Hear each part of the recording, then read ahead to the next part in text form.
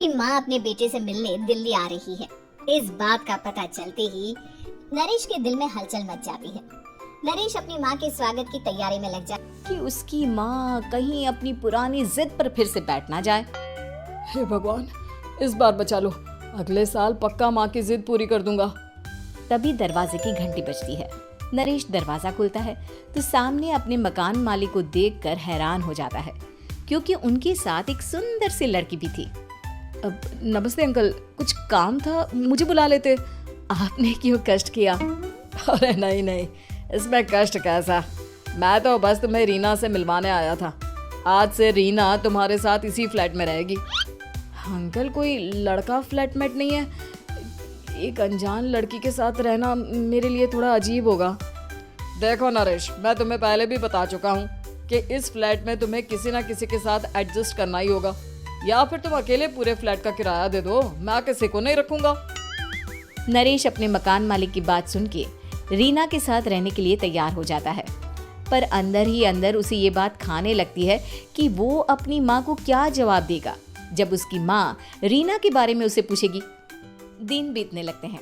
नरेश और रीना अच्छे दोस्त भी बन जाते हैं, पर अभी भी नरेश अपनी प्रॉब्लम का सलूशन नहीं ढूंढ पा सा बैठा होता है। तभी रीना उसे पूछती है, क्या हुआ नरेश, तुम काफी परेशान लग रहे हो, सब ठीक तो है ना? हाँ सब ठीक है, बस एक छोटी सी प्रॉब्लम है।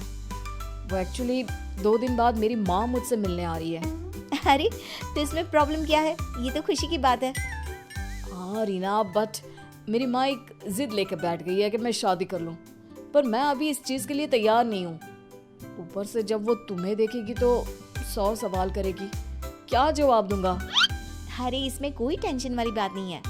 मेरे पास ना इस प्रॉब्लम का सलूशन है, जिससे ना तुम्हें शादी करनी पड़ेगी और ना ही तुम्हारी माँ मेरे बारे में कुछ पूछेंगी। रीना की बात सुनकर नरेश सोच में डूब जाता है। वो सोचता है कि रीना खुले ख्यालों वाली लड़की है, कहीं माँ को सच बता ना दे। नरेश को सोच में डूबा देखकर रीना कहती है, अरे क्या हुआ, किस सोच में पड़ गए? डोंट वरी, जैसा तुम सोच रहे हो ना वैसे कुछ भी नहीं है। मेरे पास एक प्लान है। मैं कुछ समझ नहीं पा रहा हूँ, कैसा प्लान? मैं समझाती हूँ। हम ना एक कॉन्ट्रैक्ट मैरिज कर लेते हैं। फिलहाल मेरे पास जॉब नहीं है, तो तुम इस रूम का किराया दे देना जब तक तुम्हारी माँ यहाँ रहेंगी, सिर्फ तब तक। और तुम अपनी माँ से कह देना कि मैं तुम्हारी पत्नी हूँ, इससे वो मेरे यहाँ रहने पर कोई सवाल भी नहीं करेंगी। अरे बात तुम्हारी ठीक है, पर माँ से झूठ बोलना, ना ना बाबा, मैं ये रिस्क नहीं ले सकता। कोई और आइडिया दो ना तुम। देखो मंजूर हो तो बोलो, वरना सच बता दो, मुझे कोई प्रॉब्लम नहीं है। रीना की बात सुनकर नरेश सोच में डूब जाता है। बहुत सोचने के बाद जब उसे कोई रास्ता नहीं मिलता तो वो रीना के बताए हुए रास्ते पर चलने के लिए तैयार हो जाता है। वो रीना से बात करता है और अपनी माँ की पसंद और नापसंद के बारे में बताता है। रीना भी नरेश की सभी बातों को ध्यान से सुनती है, ताकि कहीं उससे कोई गलती ना हो जाए।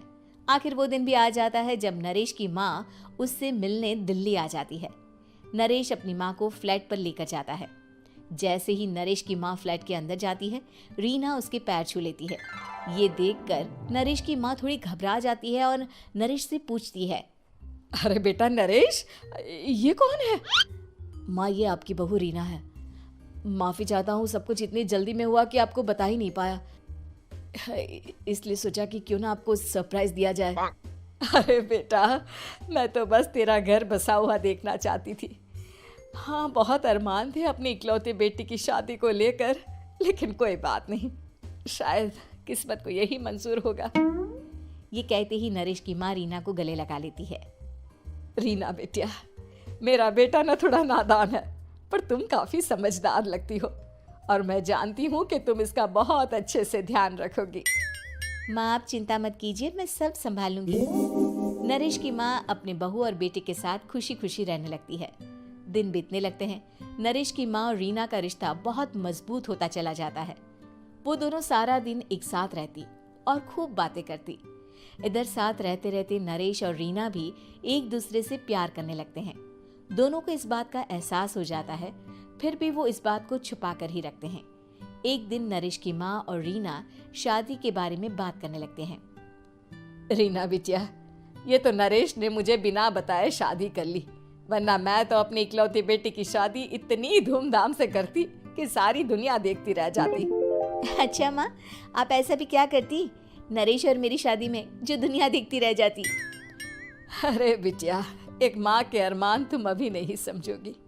मैं तो अपनी बहू को एक रानी की तरह लेकर आती और शादी भी बिल्कुल शाही अंदाज में करती, पर मेरे तो सारे अरमान ऐसे ही रह गए। खैर, मुझे तो अपने बेटे और बहू की खुशी चाहिए बस। ये कहते हुए नरेश की माँ की आंखों में आंसू आ जाते हैं। रीना भी ये सुनकर ख्यालों में खो जाती है, क्योंकि वो भी मन ही मन खुद को नरेश की पत्नी और उसकी माँ की बहू मानने लगी थी।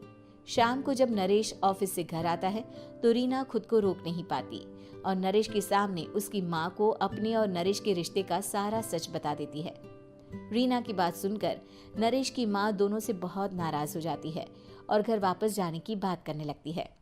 तुम दोनों ने मुझसे सच छुपाकर बहुत ठेस पहुंचाई है मुझे। अब तुम लोगों के साथ नहीं रहना चाहती मैं। कल ही वापस चली जाऊंगी अपने घर। माँ, मुझे माफ कर दो। ये सब मैंने रीना के कहने पर ही किया है, वरना मैं भी आपको कभी ठेस पहुंचाने के बारे में सोच भी नहीं सकता। हाँ माँ, हमने ये सिर्फ आपका दिल रखने के लिए किया। प्लीज हम दोनों को माफ कर दीजिए। तुम दोनों ने मेरे अरमानों के साथ खिलवाड़ किया है, और वैसे भी मुझे अपने बेटे के लिए एक अच्छी लड़की ढूंढनी है, इसलिए मेरा यहाँ से जाना ही बेहतर होगा। माँ की ये बात सुनकर रीना खुद को रोक नहीं पाती। माँ, क्या मैं आपके घर की बहू बनने लायक नहीं हूँ? रीना की बात सुनकर नरेश हैरान रह जाता है। नरेश की माँ भी कुछ समझ नहीं पाती। मैं कुछ समझी नहीं, आखिर तुम कहना क्या चाहती हो? माँ, मैं वो नरेश से बहुत प्यार करती हूँ और साथ ही साथ मैं आपको भी अपनी माँ मान बैठी हूँ। आज जब आपकी बातें सुनी तो खुद को रोक नहीं पाई, इसलिए सारा सच आपको बता दिया। रीना की बात सुनकर नरेश की माँ की आंखों में आंसू आ जाते हैं और वो अपने बेटे नरेश और रीना को गले लगा लेती है।